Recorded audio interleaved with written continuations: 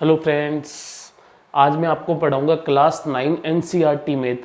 ठीक है, तो क्लास 9 एनसीईआरटी मैथ में हम जो चैप्टर सबसे पहले करेंगे उसका नाम है लेसन 6। वेरी इंपॉर्टेंट चैप्टर है जिसका नाम है लाइन्स एंड एंगल्स। छठा चैप्टर है, आपके दिया हुआ है, और इसका नाम क्या है? Lines and angle. Lines and angle, lines and angles. ठीक है, ये आपके लेसन 6 है, 9 क्लास के अंदर है। ठीक है, एनसीईआरटी मैथ अब तो सभी बोर्डों के लिए एनसीईआरटी कंपलसरी हो गई। ठीक है, तो सबके लिए एक ही सिलेबस रहेगा 9 क्लास में, और अगले साल 10th में भी ऐसा हो जाएगा। ठीक है, तो एनसीईआरटी मैथ हम कर रहे हैं जिसमें चैप्टर है लाइन्स एंड एंगल। ये वेरी इंपॉर्टेंट चैप्टर है। ठीक है, 9 क्लास के हिसाब से भी है, 10th के हिसाब से भी, और आगे आप कंपटीशन फाइट करोगे तो वहाँ पे भी आप देखोगे कि इसी चैप्टर से बहुत कुछ पूछा जाता है। ठीक है, तो आज मैं सबसे पहले इसमें कुछ पढ़ाऊंगा आपको थ्योरेटिकल कॉन्सेप्ट। ठीक है, एक एक चीज़ को अपन डिस्कस करेंगे कि इसका मतलब क्या होता है, इसका मतलब क्या होता है, फिर हम स्टार्ट करेंगे इसके क्वेश्चंस। ठीक है, तो लाइन्स एंड एंगल में सबसे पहले हम पढ़ेंगे कि लाइन क्या होता है, एंगल क्या होता है, ये सब चीज़ें एक एक चीज़ें हम पढ़ेंगे। ठीक है, आपको स्क्रीन पे साइड में दिखाई दे रहा होगा, ये थ्योरेटिकल क्लास नोट्स है मेरे, आप चाहो तो इसको लिख सकते हो। ठीक है, आपको लिखना है और एक एक पॉइंट को हम डिस्कस करते हुए चलेंगे। इसमें क्या है, हम यहाँ पे लिखेंगे नहीं, जिससे हमारा थोड़ा टाइम बचेगा और आप ये सब चीज़ें एक एक चीज़ लिखते चलो। तो सबसे पहले आपको जो दिखाई दे रहा है, क्या दिखाई दे रहा है आपको? मैं एक एक चीज़ यहाँ से क्लियर करता जा रहा हूँ आपके।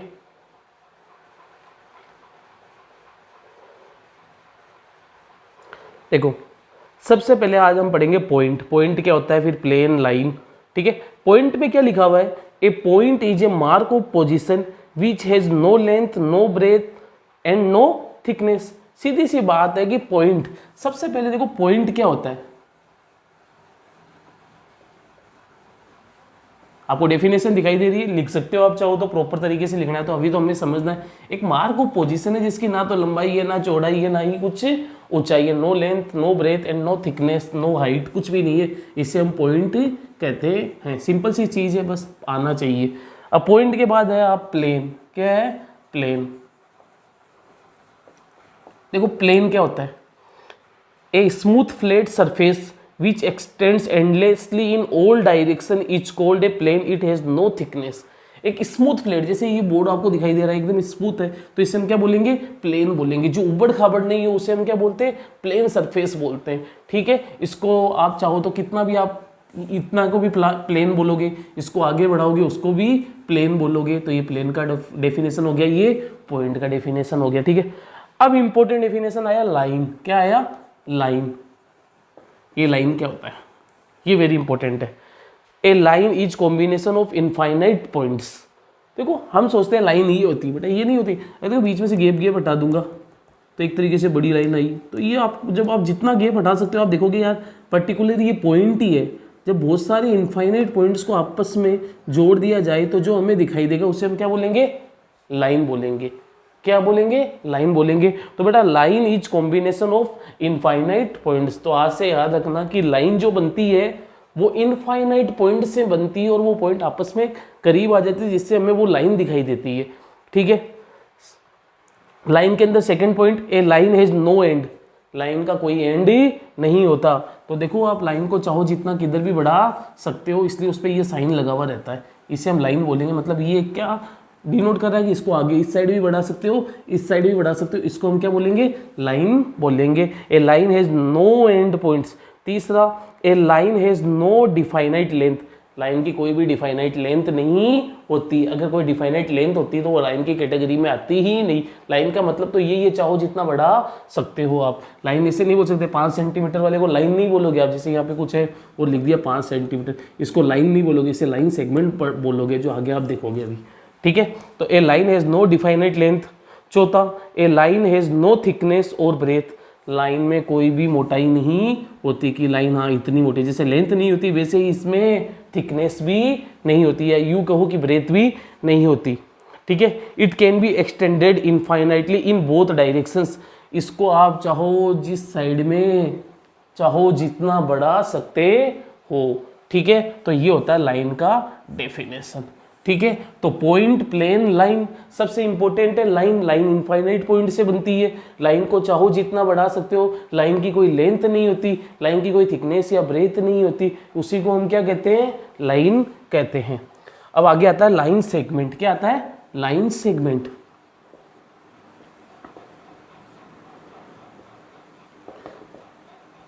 अभी अभी मैंने बताया था, देखो इसमें क्या लिखा हुआ है, it is a straight line with its both ends fixed, line segment has a definite length.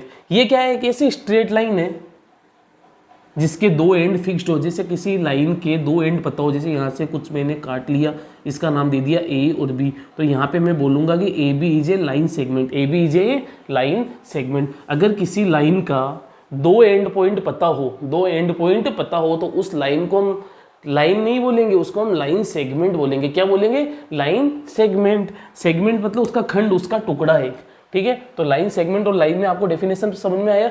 Line में कोई भी पॉइंट नहीं होता स्टार्टिंग और एंडिंग, ठीक है, लेकिन लाइन सेगमेंट में स्टार्टिंग और एंडिंग पॉइंट होता है, ये लाइन का ही पार्ट है। लाइन के बाद अब हम पढ़ेंगे रे। क्या पढ़ेंगे, रे। रे क्या होती है, देखो, it is a straight line which starts from a fixed point and moves in the same direction. A ray has one end point and it has no definite length. ये क्या बोल रहा है, ये एक ऐसी स्ट्रेट लाइन है जिसका एक पॉइंट तो हमें पता हो, लेकिन एक पॉइंट के बारे में नहीं पता हो। जैसे यहाँ से देखो एक पॉइंट तो पता है, लेकिन एक पता नहीं, जाती ही जा रही, इसलिए ये साइन डिनोट कर देंगे। इसका मतलब एक स्टार्टिंग या एंडिंग कुछ भी बोल सकते हो, एक पॉइंट तो पता हो लेकिन एक पॉइंट पता नहीं हो, तो उसे हम क्या बोलेंगे, रे बोलेंगे, ठीक है। तो यही चीज़ इसके अंदर लिखी हुई है, it is a straight line which starts from a fixed point and moves in the same direction. A ray has one end point या वन स्टार्टिंग पॉइंट भी बोल सकते हो, and it has definite length, ठीक, no definite length. इसकी कोई भी लंबाई बराबर पता नहीं रहता फिक्स, क्योंकि ये चाहे जितनी दूर भी जा सकता है।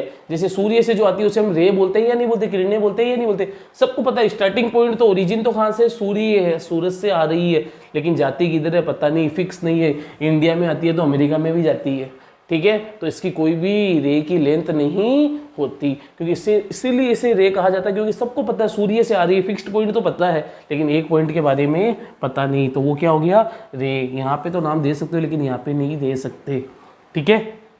तो ये आपके क्या हो गया, रे भी अपन ने समझ लिया। अब रे के बाद मैं आपको क्या पढ़ूं, एंगल पढ़ते हैं। रे के बाद क्या पढ़ते हैं, एंगल, ठीक है। तो ये एक एक पॉइंट है, इजी है, थ्योरेटिकल कॉन्सेप्ट है ये आपके पास। आपको इसलिए मैं कहना चाहता हूँ कि आप नोट्स लिख के जरूर रखो। इसके नोट्स लिखने से आपके फायदा होगा कि हमेशा के लिए रहेगा आपके पास, ठीक है। एंगल, अब एंगल क्या होते हैं सुनो, an angle is a formed, an angle is formed when two rays, रुको कुछ प्रॉब्लम आ गई। An angle is formed when two rays or two line segment have common initial point, or the two rays which form an angle are called its arms, and the two points at which they meet is called vertex of an angle. An angle is formed when two rays or two lines. ये क्या बोल रहा है, आपके पास दो रे या दो लाइन सेगमेंट एक फिक्स्ड पॉइंट से जाए, जैसे ये यहाँ से जा रही है फिक्स्ड पॉइंट से और ये भी यहाँ से जा रही है, समझो ये रे या लाइन सेगमेंट मान सकते हो। देखो यहाँ से यहाँ तक कोई इसका एंडिंग पॉइंट भी पता हो या रे मान लो, और उनके बीच का जो गैप होता है उसे हम क्या कहते हैं, एंगल कहता है, ठीक है। अगर कोई फिक्स्ड पॉइंट इनिशियल पॉइंट से दो रे या दो लाइन सेगमेंट, जैसे यहाँ पे ए और बी दे दिया, ये तो सबको पता ही है, जैसे ओ नाम हो गया, ओ ए बोलो या आगे तक बढ़ाते चल लो, उनके बीच का जो गैप होगा उसे हम क्या बोलेंगे, एंगल बोलेंगे। एक फिक्स्ड पॉइंट से दो रे या दो लाइन सेगमेंट निकले तो उनके बीच के गैप को क्या कहा जाता है, एंगल कहा जाता है। और जो दो रे होती है या दो लाइन सेगमेंट होती है उन्हें हम क्या कहते हैं, जैसे ओ, उसे हम कहते हैं जैसे ओ ए एंड ओ बी को हम क्या बोलेंगे, इसके आर्म्स बोलेंगे, इसकी भुजाएं बोलेंगे। क्या बोलेंगे, इसकी सॉरी, ठीक है, क्या बोलेंगे, इसके आर्म्स बोलेंगे हम। वैसे ही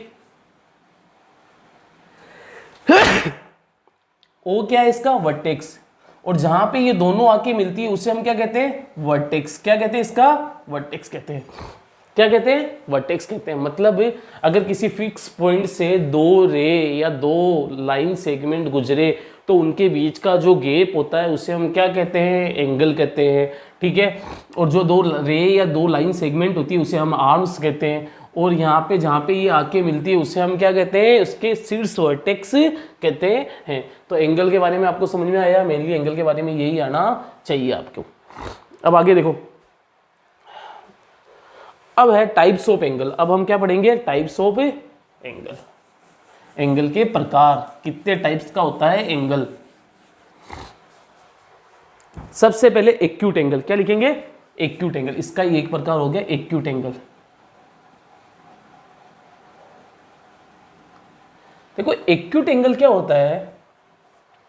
अगर किसी एंगल की वैल्यू, अगर किसी एंगल की वैल्यू कहाँ से बड़ी हो? 0 डिग्री से बड़ी हो लेकिन 90 से छोटी हो, तो उस एंगल को हम एक्यूट एंगल बोलेंगे। जैसे यहाँ पे एक एंगल बन रहा है या नहीं बन रहा बीच का, इसको मैंने डिनोट किया थीटा।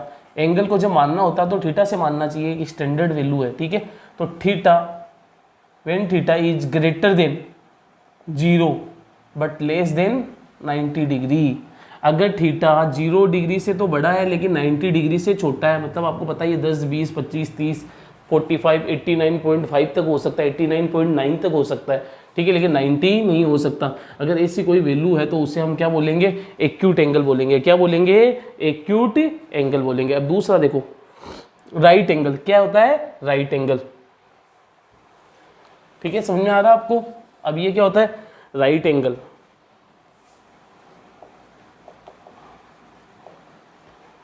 अगर एंगल फिक्स 90 के बरोबर हो, theta equal to 90 degree, then such type of angle is called right angle. सबसे पहले एक्यूट, एक्यूट के बाद क्या है? राइट। अब देखो, राइट के बाद आ जाएगा आपके ऑब्ट्यूज एंगल।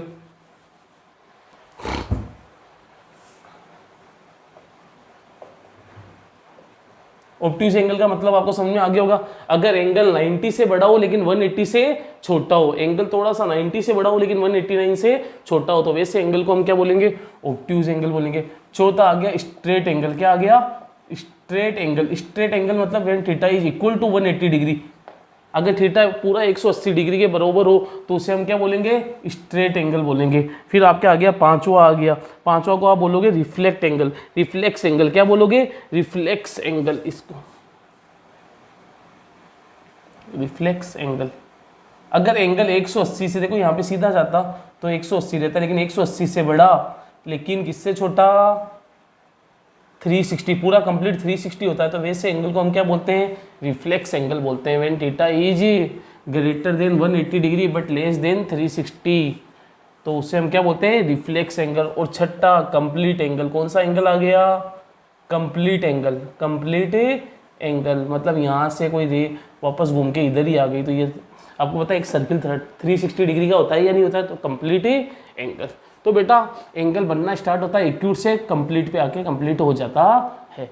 ठीक है, अगर एंगल 0 से बड़ा लेकिन 90 से छोटा तो उसे हम एक्यूट एंगल बोलेंगे। 90 के फिक्स बरोबर आ जाए तो उसे हम क्या बोलेंगे? राइट एंगल बोलेंगे। और 90 से बड़ा लेकिन 180 से छोटा तो उसे हम ऑब्ट्यूज बोलेंगे। 180 के फिक्स बरोबर हो तो उसे हम स्ट्रेट बोलेंगे। और 180 से बड़ा लेकिन 360 से छोटा तो उसे हम रिफ्लेक्स बोलेंगे। ठीक है, वो पूरा घूम के उसी जगह आ जाए तो उसे हम क्या बोलेंगे? कंप्लीट एंगल बोलेंगे। क्या बोलेंगे? कंप्लीट एंगल होंगे। 360 के बाद वापस एक्यूट स्टार्ट हो जाता है। ठीक है, तो मेनली ये 6 टाइप्स के एंगल होते हैं। ठीक है, तो point, plane, line, line segment, ray, angle, सब कुछ समझ में आ रहा है आपको? ठीक है, एक एक चीजें नोट करते हुए चलो और समझते हुए चलो, एकदम क्लास नोट्स के हिसाब से आपको लिखते हुए चलना है। ठीक है,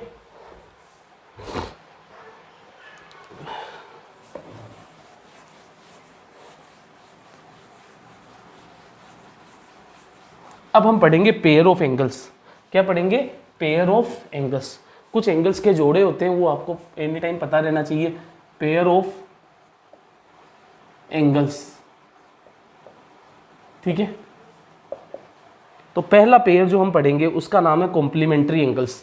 कौन सा? Complementary angles.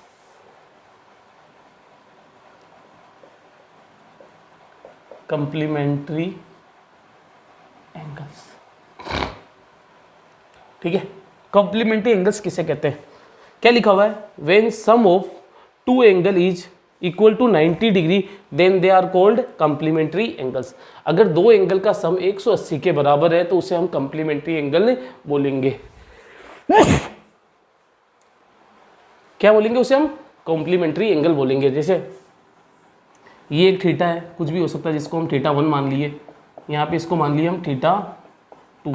तो when theta 1 plus theta 2 equal to 90 degree, अगर थीटा 1 और थीटा 2 का सम 90 डिग्री हुआ तो इस एंगल को हम हमेशा और हमेशा क्या बोलेंगे? कॉम्प्लीमेंट्री एंगल्स बोलेंगे। क्या बोलेंगे?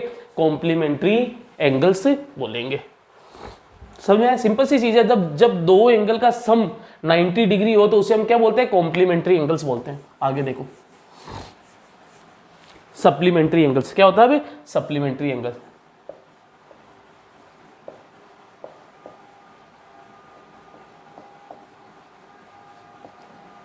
supplementary angles when sum of two angle is equal to 180 degree, कौन से डिग्री के बराबर? 180 डिग्री के बराबर हो तो उन दो एंगल्स को हम क्या बोलेंगे? Supplementary angles. जैसे मैंने एक यहाँ पे लिया थीटा 1, यहाँ पे लिया प्लस थीटा 2, और जब थीटा 1 और थीटा 2 की वैल्यू 180 डिग्री हो, कितना हो? फिक्स 180 डिग्री हो, तो वैसे एंगल्स को हम क्या बोलेंगे? Supplementary angles. क्या बोलेंगे? Supplementary angles. तो कॉम्प्लीमेंट्री और सप्लीमेंट्री मतलब आपको समझ में आया। अब इंपॉर्टेंट चीज, एडजेसेंट एंगल्स। ये वेरी इंपॉर्टेंट है।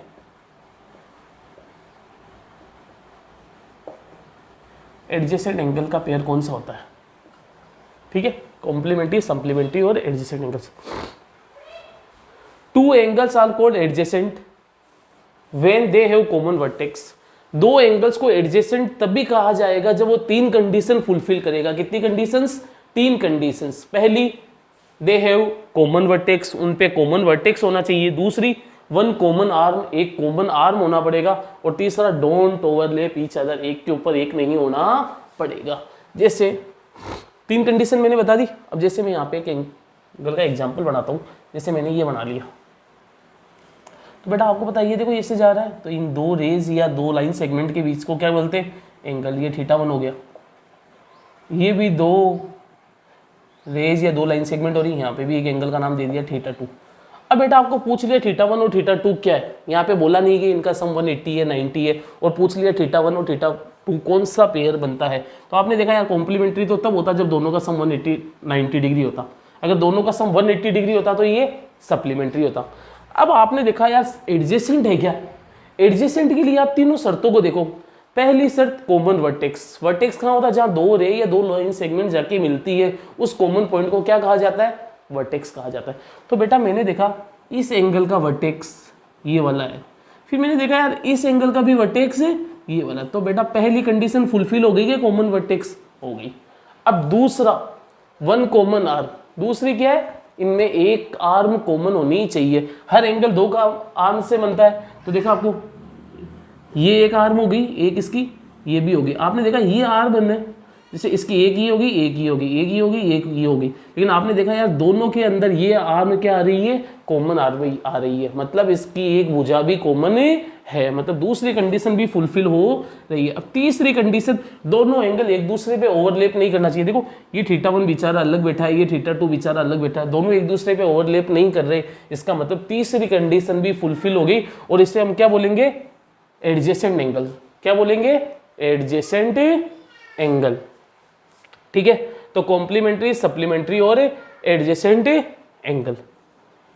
तो ये आपके पेयर ऑफ एंगल्स में तीन वेरी इंपॉर्टेंट चीजें हैं। ठीक है, तो एडजेसेंट एंगल के लिए one common arm, one common vertex and don't overlap each other. ये इन दोनों की एक कॉमन आर्म भी हो गया, कॉमन वर्टेक्स भी हो गया, और एक दूसरे को ओवरलैप भी नहीं कर रहे। ठीक है, तो here theta 1 and theta 2 are adjacent angles. आगे चले, एक एंगल्स और है, देखो क्या है? चौथा क्या है? Linear pair of angles. Linear pair of angles,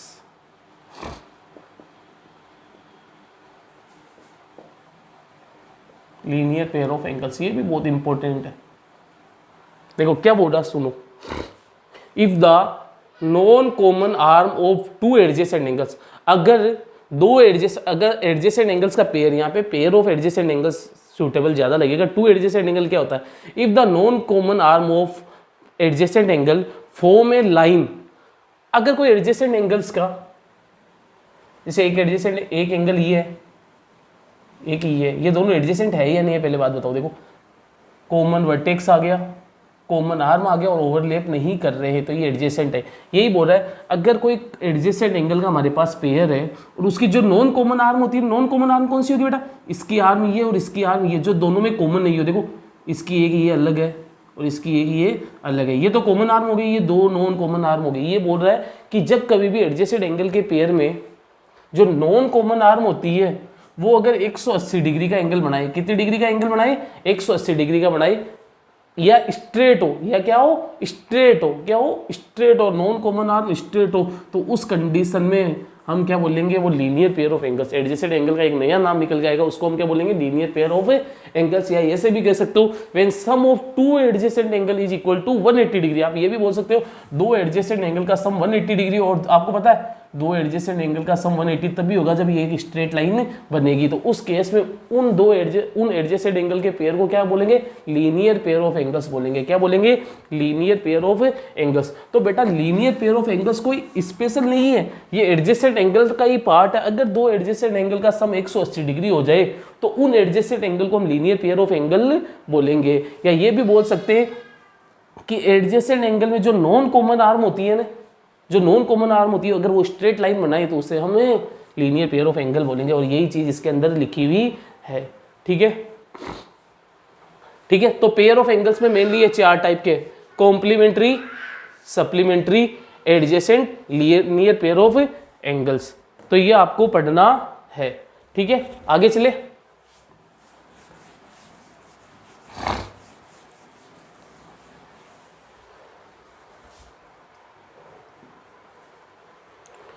bisector of an angle क्या आएगा?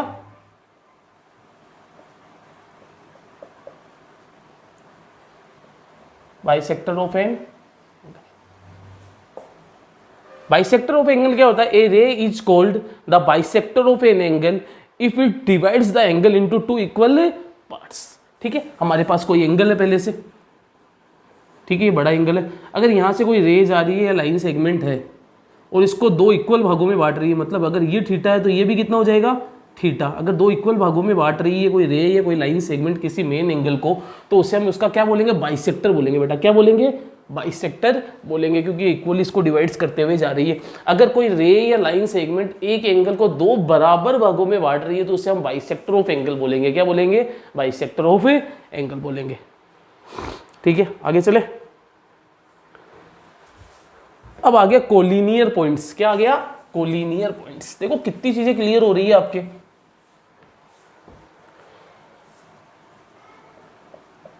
एक भी चीज नहीं छोड़ूंगा, एक एक चीज समझाऊंगा। कोलिनियर पॉइंट्स किसे कहते हैं और आगे जाके बहुत काम आने वाली चीजें है ये। 3 और मोर देन 3 पॉइंट्स आर 3 और more than 3 points are said to be collinear if they lie on the straight line. क्या लिखा है इसने? कि 3 या 3 से ज्यादा पॉइंट अगर एक ही स्ट्रेट लाइन पे लाई करे, एक ही स्ट्रेट लाइन पे लाई करे 3 या 3 से ज्यादा पॉइंट, तो उन पॉइंट्स को कोलिनियर पॉइंट्स बोलेंगे। जैसे देखो 1 2 3 और इन तीनों पॉइंट से एक स्ट्रेट लाइन बनी जा सकती है। देखो दोनों चीजें बोल सकते हैं, 3 या 3 से ज्यादा पॉइंट्स एक ही स्ट्रेट लाइन पे लाई करे या उनसे एक स्ट्रेट लाइन बनाई जा सकती है, बात एक ही है। तो इन तीनों पॉइंट्स के पेयर को हम क्या बोलेंगे? Collinear points. जैसे ऐसे कुछ पॉइंट हुआ तो बेटा यहाँ से स्ट्रेट लाइन बनाना पॉसिबल है क्या? नहीं है, यहाँ से ट्राइंगल बनेगा। तो इस केस में इन तीनों पॉइंट को हम क्या नहीं बोलेंगे? कोलिनियर नहीं बोलेंगे। और ये क्या हो जाएगा? नॉन कोलिनियर हो जाएगा। क्या हो जाएगा? Non collinear. अगर 3 या 3 से ज्यादा पॉइंट, 3 या 3 से ज्यादा पॉइंट, 1 2 3 4 5 कितना भी, और उनके हेल्प से एक स्ट्रेट लाइन बन रही है तो उसे हम कोलिनियर बोलेंगे। और अगर नहीं बन रही तो उससे हम, जैसे ये 3 तो ऐसे हो गए, 1 ऐसे आ गया, अब बताओ स्ट्रेट लाइन बन सकती है क्या? नहीं बन सकती, तो इससे हम क्या बोलेंगे? नॉन कोलिनियर पॉइंट्स बोलेंगे। ठीक है, सब कुछ लिखा हुआ है आपके पास। Here A B C are collinear and P Q R non collinear. ठीक है, डायग्राम बना लेना और लिखते हुए चलना। अब आगे बेटा parallel lines, very important. Collinear के बाद हम पढ़ेंगे parallel lines.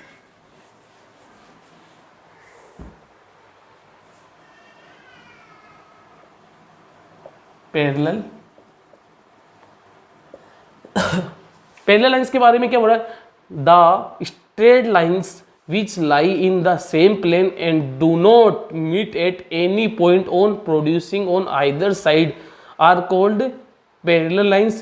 The distance between the two parallel line always remain same. ये बोला एक ही प्लेन पे, ऐसा नहीं इधर एक लाइन खींच रहे हो, एक दूसरे पेज पे अलग खींच रहे हो। अगर एक ही प्लेन पे दो लाइनें हो और कुछ इस तरीके से हो कि उनको आगे किधर भी बढ़ा दो, आइदर साइड, इस साइड बढ़ाओ या इस साइड बढ़ाओ, अगर वो एक दूसरे को काटे नहीं, या यूं कहूँ कि उनके बीच में डिस्टेंस क्या हो, इक्वल। और जब उनके बीच में डिस्टेंस इक्वल होगा तो वो कभी एक दूसरे को काटेगी भी नहीं। जैसे ट्रेन की पटरियाँ, ठीक है, जो ट्रेन का रेलवे ट्रैक होती है ना, आपने देखा होगा वहाँ पे वो हमेशा उनके बीच का गैप सेम होता है, तो वो पैरेलल होती है एक दूसरे के, ठीक है। तो पैरेलल लाइंस का मतलब कुछ ही नहीं होता, जब दो लाइनों को आगे बढ़ाओ या पीछे बढ़ाओ, एक दूसरे को कभी नहीं काटे और उनके बीच का डिस्टेंस हमेशा सेम हो। अगर यहाँ पे 5 मीटर है, यहाँ पे 5 मीटर है, तो यहाँ पे भी 5 मीटर होना पड़ेगा। तो वैसे दो लाइनों को हम क्या बोलते हैं? पैरेलल लाइंस बोलते हैं। वेरी इंपॉर्टेंट है, आगे आप पढ़ोगे यहाँ पे कुछ पेयर ऑफ एंगल्स निकल के आएंगे, alternate interior angle, corresponding angle, को इंटीरियर एलाइड एंगल्स, ये सब निकल के आएंगे। तो आप देखो इस चीज़ को पढ़ो, ठीक है। तो यहाँ पे आपको बस इतना ही जानना है, इनको क्या बोलते हैं? हम पैरेलल लाइंस बोलते हैं। और पैरेलल का साइन कुछ ऐसा होता है, जब दो लाइन पे ऐसा साइन हो तो उनको बोल देंगे पैरेलल। अब बताओ ये पैरेलल है क्या? नहीं है, क्योंकि देखो आगे बढ़ाने पे एक दूसरे को काट देंगे, ठीक है। और ये भी पैरेलल नहीं है, क्यों? क्योंकि देखो पीछे इसको बढ़ाओगे तो ये इधर जाएगी, ये इधर जाएगी, तो भी एक दूसरे को काट देंगे। तो आगे और पीछे दोनों बढ़ाने पे कभी भी एक दूसरे को काटना नहीं चाहिए, उन्हें हम क्या बोलते हैं? Parallel lines. तो पैरेलल लाइंस पे आपके मेनली यही चीज़ लिखा हुआ है। और पैरेलल का साइन क्या होता है? जैसे दो लाइनें एक दूसरे के पैरेलल है, जैसे एल पैरेलल एम, तो आप यहाँ पे ये साइन को पैरेलल कह सकते हो, ठीक है, एल पैरेलल एम। अब हम पढ़ते हैं इंटरसेक्टिंग लाइंस। क्या पढ़ेंगे? Intersecting lines.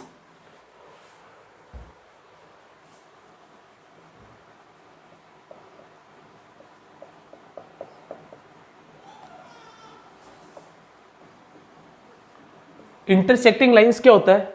To lines having a common point are known as intersecting lines. The common point is known as point of intersection. अगर दो लाइनों पे एक पॉइंट कॉमन, आपको पता है एक लाइन कितने पॉइंटों से बनता है? इनफाइनाइट से। अगर एक पॉइंट दोनों लाइनों पे कॉमन, और वो कब हो सकता है? ओनली जब एक दूसरे को काटे। देखो यहाँ पे भी एक पॉइंट आ रहा है और इस पे भी आ रहा है, ये एक ऐसा पॉइंट है जो दोनों लाइनों पे, या सिंपल भाषा में आप ऐसे भी बोल सकते हो जब दो लाइनें एक दूसरे को काटे। लेकिन कभी कभी एग्जाम में ऐसे पूछ लिया जाता है, अगर दो लाइनों का एक कॉमन पॉइंट हो तो उसे हम क्या कहते हैं? तो वहां पे बच्चा कंफ्यूज हो जाएगा, यार दो लाइनें एक दूसरे को काटे तो उसे क्या बोलेंगे? जब दो लाइनों का एक कॉमन पॉइंट हो तो वो ओनली केस कौन सा हो सकता है? इंटरसेक्टिंग में। तो दोनों लैंग्वेज जानो, जब दो लाइनें एक दूसरे को काटे तो इंटरसेक्टिंग, अगर दो लाइनों में एक कॉमन पॉइंट हो तो भी हम उन्हें इंटरसेक्टिंग बोलेंगे। अगर दो लाइनों में एक कॉमन पॉइंट तभी पॉसिबल है जब वो एक दूसरे को काटे, ठीक है। तो इससे हम क्या बोलेंगे? Intersecting lines. और जिस पॉइंट पे ये काट रहे हैं ना, उससे हम बोलेंगे पॉइंट ऑफ इंटरसेक्शन। क्या बोलेंगे? पॉइंट ऑफ इंटरसेक्शन, ठीक है। अब आपके आ गया कंकरेंट लाइंस। कौन सी आ गया? Concurrent line.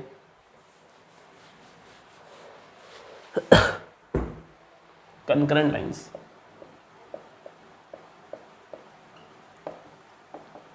कंकरेंट लाइंस का डेफिनेशन क्या कहता है? सुनो, 3 और more than 3 lines having a common point. 3 या 3 से ज्यादा लाइनों का अगर एक ही कॉमन पॉइंट हो तो उन्हें हम क्या बोलेंगे? कंकरेंट लाइंस बोलेंगे। जब दो लाइनों का एक कॉमन पॉइंट हो तो उसे इंटरसेक्टिंग बोलते हैं। 3 या 3 से ज्यादा लाइनें जब एक ही पॉइंट से गुजरे, या एक पॉइंट, देखो इस पे भी ये पॉइंट आ रहा है, इस पे भी ये पॉइंट आ रहा है और इस पे भी ये पॉइंट आ रहा है, 3 या 3 से ज्यादा लाइनें एक दूसरे को एक ही पॉइंट पे काटे, या तीनों का एक ही कॉमन पॉइंट हो, बात एक ही है, तो उन्हें हम क्या बोलेंगे? कंकरेंट लाइन बोलेंगे, ठीक है। तो इंटरसेक्टिंग लाइन और कंकरेंट लाइन में डिफरेंस समझ में आया? इंटरसेक्टिंग लाइन में 2 लाइन होनी चाहिए और कंकरेंट में 3 या 3 से ज्यादा लाइन होनी चाहिए, ठीक है। तो ये था आपके मेनली थ्योरेटिकल कॉन्सेप्ट 6.1 के लिए, ठीक है। 6.2 में हमको थोड़ा और पढ़ना है, लेकिन ये मेनली था, ठीक है। कुछ इंपॉर्टेंट पॉइंट्स लिख के रखा है यहाँ पे मैंने, देखो 5 पॉइंट है इंपॉर्टेंट, बहुत इंपॉर्टेंट पॉइंट है जो आपके बहुत काम आएंगे, ये भी देख लो। कुछ भी चीज नहीं छुड़वाने वाला हूँ आपको, सब कुछ करवाऊंगा। पहला point, infinitely many lines can be drawn through a point. ये बोल रहा है, कुछ इंपॉर्टेंट पॉइंट निकल के आया है यहाँ से हम कोई चैप्टर पढ़ने के बाद, क्या कि infinitely many lines can be drawn through a point. एक पॉइंट से इनफाइनाइट लाइन पास हो सकती है। हाँ हो सकती है, कैसे? देखो अगर मैंने एक पॉइंट लिया तो यहाँ से कितनी लाइनें पास हो सकती है? देखो एक चली गई, 2 3 4 5 6, तो आपने देखा एक ही पॉइंट से इनफाइनाइट लाइंस गुजर सकती है। एक पॉइंट से कितनी लाइनें गुजर सकती है? इनफाइनाइट। तो आज से हमेशा याद रखना, अगर आपको कोई पूछे कि एक पॉइंट से कितनी लाइनें गुजर सकती है? इनफाइनाइट, अनंत लाइनें। दूसरा, one and only one line can be drawn through passing through 2 points.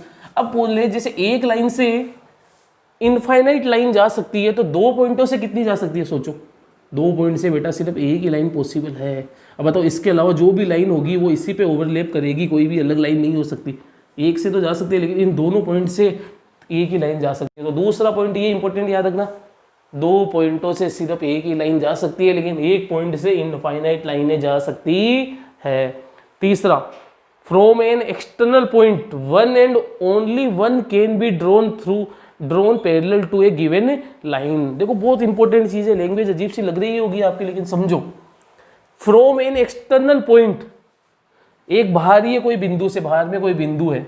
From an external point one and only one can be drawn parallel to a given line. आपके समझ में एक कोई गिवन लाइन दे दी है A B, ये क्या दे दिया? एक गिवन लाइन दे दिया, ठीक है, ये यहाँ पे एक लाइन दे दिया, और ये बोल रहा है कि इस लाइन के बाहर कोई बिंदु है, समझ लो। तो फ्रॉम एन एक्सटर्नल पॉइंट से सिर्फ एक ही लाइन गुजर सकती है जो इस दी हुई लाइन के पैरेलल हो। तो एक बात तो, पैरेलल के लिए यहाँ से मैंने गुजारा एकदम स्ट्रेट, तो यही पैरेलल हो सकती है। अब दूसरी आप गुजारोगे यहाँ से, तो आप देखोगे चली तो जाएगी यहाँ से, क्योंकि इनफाइनाइट लाइन जा सकती है पॉइंट से, लेकिन इसके कभी भी पैरेलल नहीं हो सकती। इसके पैरेलल जो होगी बार बार इसी पे ओवरलैप करेगी, क्योंकि आपको पता है पैरेलल वो होती है जिनका गैप ऑलवेज इक्वल होता है। तो फ्रॉम एन एक्सटर्नल पॉइंट, एक बाहरी बिंदु से जो गिवन लाइन दी हुई है उससे सिर्फ एक ही पैरेलल लाइन खींची जा सकती है। तो आपके क्वेश्चन ये सब पूछते रहते हैं कि आपके पास कोई एक एक्सटर्नल पॉइंट है और एक गिवन लाइन दी हुई है, तो बताओ उस एक्सटर्नल पॉइंट से उस गिवन लाइन के पैरेलल कितनी लाइनें खींची जा सकती है? तो आप बोलना ए ही, क्योंकि आपको खुद को समझ आ रहा है यार। अब आप कोई भी खींचो, अब यहाँ पे खींच दोगे तो वो पॉइंट ही नहीं रहेगा, तो शर्त ये होनी चाहिए पॉइंट से गुजरनी चाहिए। और आप ऐसे गुजार दोगे तो आप देखोगे इस पर इंटरसेक्ट कर जाएगी, ये ऐसे गुजार दोगे, कैसे गुजार लो, एक ही पैरेलल लाइन गुजर सकती है, ठीक है। चौथा, a line segment can be bisected at one only point. A line segment can be bisected at one only point. ये बोल रहा है अगर आपके पास एक लाइन सेगमेंट है, क्या है? एक लाइन सेगमेंट है, ठीक है, ए बी। एक लाइन सेगमेंट का बाइसेक्टेड खाली एक पॉइंट ही हो सकता है। A line segment can be bisected at one only point. अगर इस लाइन सेगमेंट को बाइसेक्ट करना, बाइसेक्ट मतलब इक्वली बांटना, तो पता है आपको एक ही पॉइंट होगा। जैसे यहाँ पे 10 है पूरा, ये 5, ये 5, खा ना खा तो पॉइंट। अगर थोड़ा सा आगे बढ़ा दोगे तो ये थोड़ा कम हो जाएगा, ये ज़्यादा हो जाएगा। तो ये सीधी कॉमन सी चीज़ है कि एक लाइन को बाइसेक्ट सिर्फ एक ही पॉइंट पे किया जा सकता है। कोई भी गुजारो लाइन कैसे भी इसी पॉइंट से जानी पड़ेगी, नहीं तो ये दोनों इक्वल नहीं होंगे। ये दोनों इक्वल है, किसी बच्चे ने इस पॉइंट के अलावा समझो इधर से गुजार दिया तो देखो ये अलग हो जाएगी, ये अलग हो जाएगी। इसी पॉइंट से आपको लाइनें तो बहुत सारी जा सकती है, लेकिन पॉइंट इस पे एक ही होना पड़ेगा, ठीक। कितनी भी लाइनें जाओ, लेकिन इसी से जाना पड़ेगा अगर इसको बाइसेक्ट करवाना है तो, ठीक है। तो यही चीज बोली है, a line segment can be bisected at one only point. एक लाइन सेगमेंट सिर्फ एक ही पॉइंट पे बाइसेक्ट हो सकता है, उसके अलावा वो नहीं होगा। कट तो जाएगा लेकिन बाइसेक्ट इक्वली नहीं कटेगा। An angle can be bisected, एक एंगल को हम बाइसेक्ट कर सकते हैं। एंगल मतलब एन एंगल, देखो यहाँ से बाइसेक्टर जा रहा है, इसका मतलब बरोबर भागों में बांट के जा रहा है, ये बरोबर का साइन लग दिया। An angle can be bisected by one line only. एक एंगल सिर्फ एक ही लाइन से बाइसेक्ट हो सकता है। आपको पता है वहाँ पे आपने पढ़ा था कि एक लाइन सेगमेंट एक ही पॉइंट पे बाइसेक्ट हो सकती है, या यूं कहूँ कि उसको इनफाइनाइट लाइंस बाइसेक्ट कर सकती है, क्योंकि एक पॉइंट से इनफाइनाइट लाइनें जाती है। अच्छी चीज़ें समझने की कोशिश करना। एक लाइन सेगमेंट एक ही लाइन पे बाइसेक्ट हो सकता है, उसको अनंत लाइनें बाइसेक्ट कर सकती है, लेकिन एक एंगल एक ही पॉइंट पे और एक ही लाइन से बाइसेक्ट होगा। आप जानते हो इसके अलावा पॉइंट अगर इधर लिया तो बाइसेक्ट नहीं होगा। इसके अलावा अगर मैं कोई दूसरी लाइन ले गया तो वो एंगल से कैसे जाएगी? अगर यहाँ से जानी तो उसको यहाँ ही जाना पड़ेगा। इसलिए हम ये बोलेंगे, ठीक है। तो an angle can be bisected by one line only, तो एक एंगल सिर्फ एक ही लाइन से बाइसेक्ट हो सकता है और एक ही पॉइंट पे हो सकता है। तो ये चीज़ें दोनों लास्ट के सेकंड लास्ट और लास्ट समझ में आया। सेकंड लास्ट में तो बोल रहा है कि एक लाइन सेगमेंट को एक ही पॉइंट पे हम क्या कर सकते हैं, बाइसेक्ट करते हैं। एक लाइन सेगमेंट को एक ही पॉइंट पे हम क्या कर सकते हैं, बाइसेक्ट करवा सकते हैं, लेकिन इनफाइनाइट लाइन से करा सकते हैं। क्यों? क्योंकि अभी अभी मैंने बताया था एक ही पॉइंट से इनफाइनाइट लाइन में जाती है। और दूसरा बात मैं बोल रहा हूँ कि अगर एक एंगल को बाइसेक्ट करवाना है तो उसमें लाइन भी एक होनी पड़ेगी और पॉइंट भी एक होना पड़ेगा, क्योंकि इसके अलावा कोई दूसरी लाइन इधर से थोड़ी ले जा सकते हो, ठीक है। तो बाइसेक्टर तो हमेशा एंगल के यहाँ से ही निकलेगा ना। तो समझ में आया, बस यही चीज़ थी, ठीक है। तो आपको ये कुछ समझना है, ठीक है। तो ये चीज़ें मैंने आपको पढ़ाई आज, ठीक है। तो इस थ्योरेटिकल कॉन्सेप्ट को क्लियर करो, बार बार पढ़ो, इसको समझने की पूरी कोशिश करो। इसको बहुत इंपॉर्टेंट चीज़ें, अपने पॉइंट से मैंने शुरुआत की थी और यहाँ तक ये इंपॉर्टेंट पॉइंट्स पे आके ख़त्म किया है इसको, ठीक है। और थ्योरेटिकल कॉन्सेप्ट हमें कुछ भी मिलेंगे तो हम लिखते चलेंगे। तो मेनली चीज़ें आपको ये लिखनी है, ठीक है। और जहाँ जहाँ हमको दरकार पड़ेगी हम वो लिखेंगे। देखो एक पॉइंट और है, वर्टिकली अपोजिट एंगल्स भी लिख लो, चलो साथ के साथ। वर्टिकली अपोजिट एंगल्स क्या होते हैं? वर्टिकली अपोजिट एंगल्स कुछ नहीं होता, देखो सिंपल सी चीज़ है। अगर दो एंगल्स, दो लाइनें एक ही पॉइंट से जा रही है तो इसको इंटरसेक्टिंग लाइन बोलेंगे। और यहाँ पे एक एंगल बनेगा, एक एंगल यहाँ पे बनेगा, एक एंगल यहाँ पे बनेगा और एक एंगल यहाँ पे बनेगा। जो आमने सामने के एंगल होते हैं उन्हें हम वर्टिकली अपोजिट एंगल कहते हैं। और वर्टिकली एंगल हमेशा इक्वल होते हैं। अगर ये 50 डिग्री का है तो ये भी कितना होगा, 50 का। अगर ये 60 का है तो ये भी कितना होगा, 60 का होगा। यही होता है वर्टिकली अपोजिट एंगल्स। याद रखना, जब दो लाइनें एक दूसरे को काटे तो उनके आमने सामने के एंगल ऑलवेज बराबर होते हैं। यही चीज़ होती है vertically opposite angles always equal, ठीक है। ये चीज़ें हम अच्छे से समझेंगे जब थ्योरेटिकल पार्ट करेंगे, क्यों होते हैं, कैसे होते हैं। बस इतना ही याद रखो कि vertically opposite angles always equal होते हैं।